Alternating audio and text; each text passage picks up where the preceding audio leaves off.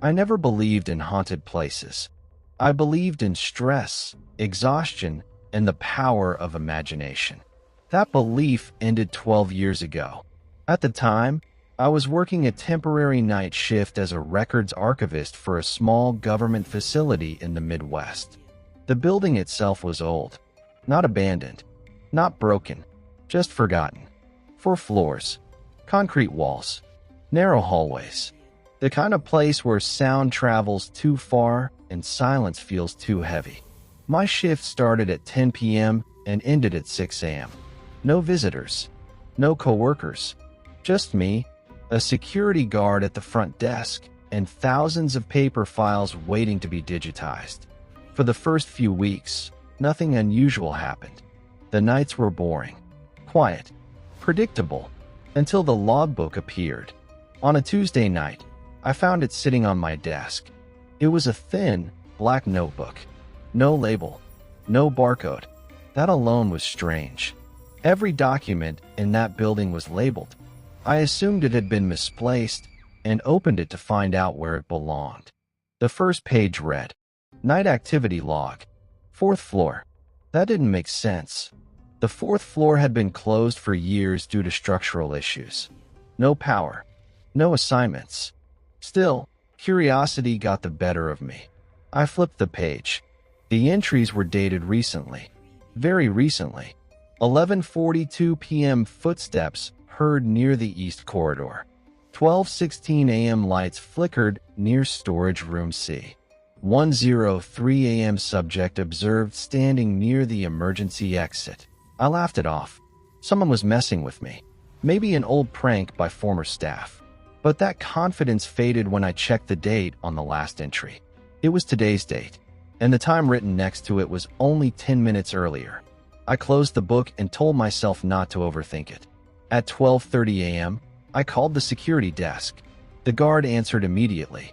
I asked him if anyone had been on the 4th floor. He went quiet. Then he said, "No one is allowed up there. Not even me." I asked him about the logbook. There was a pause. Then he said something I still hear in my nightmares. "There is no logbook for the 4th floor." At exactly 1 a.m., the lights flickered. Just once.